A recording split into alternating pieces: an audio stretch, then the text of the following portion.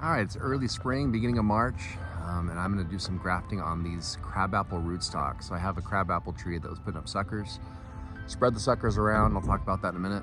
And now I am going to take some of the scion wood, some of the choice cuttings, the prunings that I took from my good apple trees, and I'm going to graft them into my crabapple trees so that they'll produce leaves and branches and eventually fruit on the wood that has the types of genetics that I want in my apples. And you don't have to do this if you love crabapple trees, you can just grow crab apples, but this is a great way to get free trees from the apple trees you already have and then just graft them into the trees that you don't necessarily want more of. So you get lots of good apples. Come join me in the cast.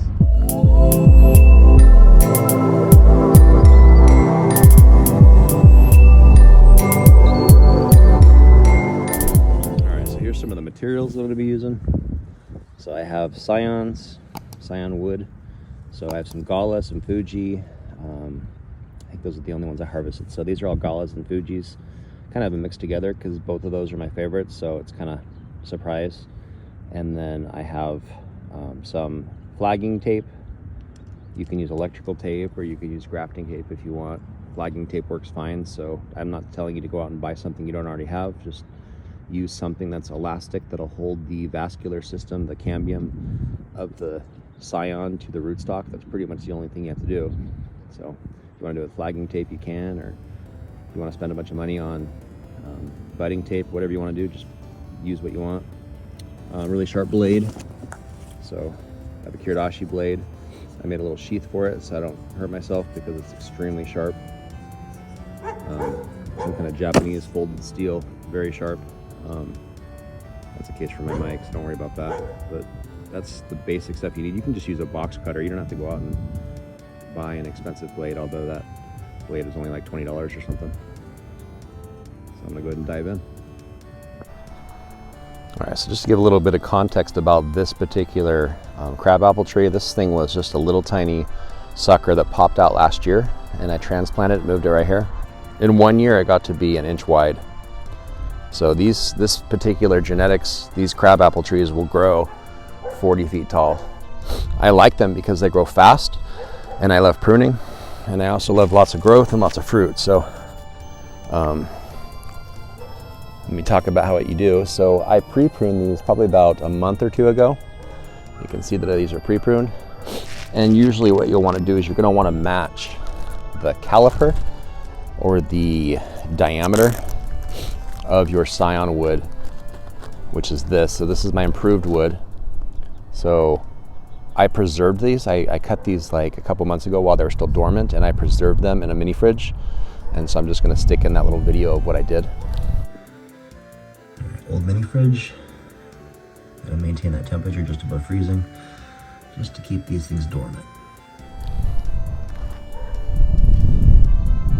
All right, and so when you look at these little scions, you'll know which way the buds are growing, which tells it up. So these buds are pointing up, so I know that's up. And this is down, so fresh cut. Fresh cut. All right, let's see how we're doing with thickness. Could probably actually go down a little bit.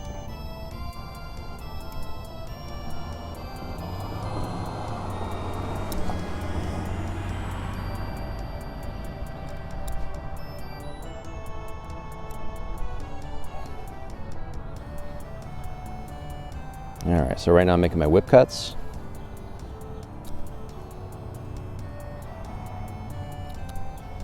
So every time I do another slice, you want to start just above where your previous slice was, just to make sure you have one continuous slice that's all lined up. Just want one even surface. Let me redo that. A little bit too long.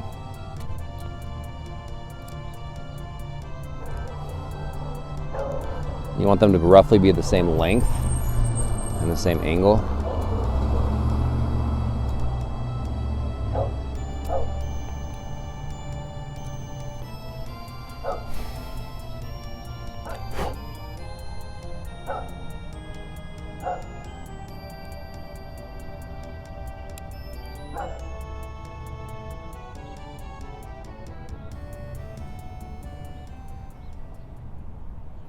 All right, now I'm making my tongue cut. So this is just going to be a little sliver of wood, so to speak, that's going to intertwine. So this is my scion in my hands. This is my choice wood. This is a gala branch. And then my crabapple rootstock, I need to do something similar to make them match up. Hard thing is lining myself up so I'm not blocking the camera. And I'm not really pushing, because if I push and this slides, I'll just slice into my hand. This is like surgical sharp. And what you want to do is just kind of waddle it back and forth and just let the weight of the blade slowly cut through. It takes longer, but it's a lot less frustrating when the branch cracks open. Sometimes with this dormant wood, it'll just like start cracking and it just like string cheeses itself open, if that makes sense. All right, and then you kind of just push, and you're going to want to have one side lined up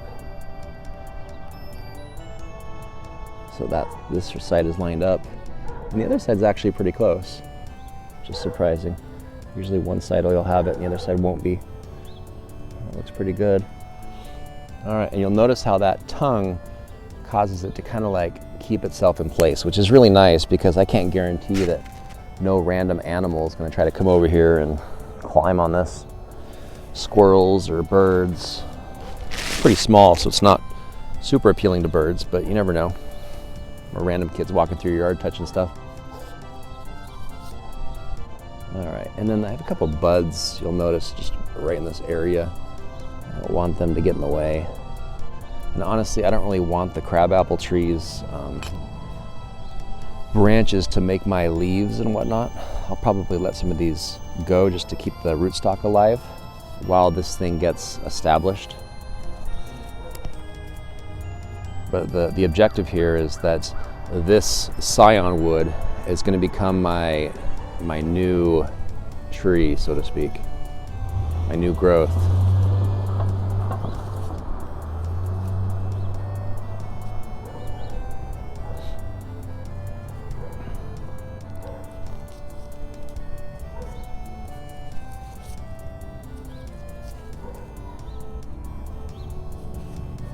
And the easiest way to actually do this is to dig the tree up so that you can maneuver it in your hands.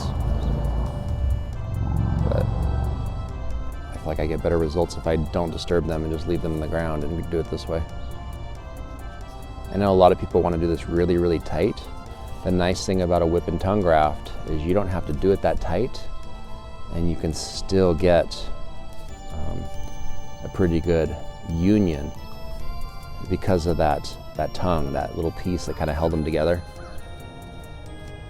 And this is just kind of going to reinforce it and make sure that that vascular system, that bark of both pieces is touching each other. Because right now this is just disconnected. This is kind of like if someone gets like a transplant surgery or something. These roots are sucking up moisture, and they have to pass that moisture to this branch, this piece right here. This piece is called the scion.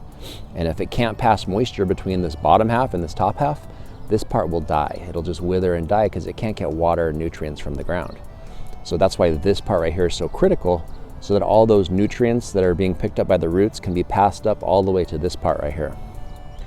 So what I usually also do is I'll go through and just kind of knock off a lot of these buds down here, just so that this bottom part's not like taking the path of least resistance. Because if it's easier to pass nutrients to these buds down here, it's not going to go through all the effort of healing that layer. It'll just reject the graft. So in order to encourage it to take the graft, I'm going to disadvantage all of these buds that are down here and make it realize, oh, I need to use that new graft in order to survive. So I'm making it think that it won't survive unless it relies on that, which sounds kind of messed up, but that's kind of what you have to do if you want to force the graft to take. All right. So let me tie this off. And again, this doesn't have to be super tight with a whip and tongue. You just have to keep it lined up and reinforced. There's some other grafts that do require it to be a little tighter. I've experimented with wedge grafts and bark grafts, and those you have to kind of push a little bit harder, just because I've had bad experiences with them just shearing off in the wind. So I think that's going to be solid enough. This stuff won't deteriorate very rapidly. It'll probably take a couple years. So in about a month or two, I'll probably just cut this off, because it should have healed by then. And you'll know too, because these buds, in about, from my experience, takes about 3 or 4 weeks, you'll start seeing these buds actually start swelling as they take nutrients from the root. So I'm going to do that to each of these positions with some of my grafted wood. And you kind of look at them and you can kind of tell they're from 2 different trees. They look slightly different from each other. There we go. So that one, I believe, was a Fuji, and this one's a Gale. But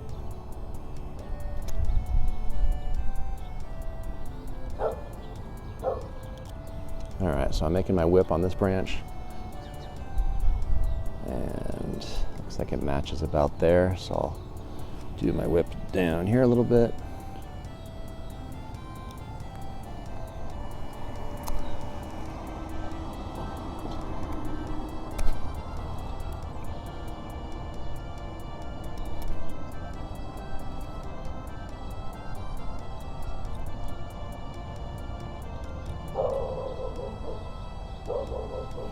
All right, that's a pretty good one.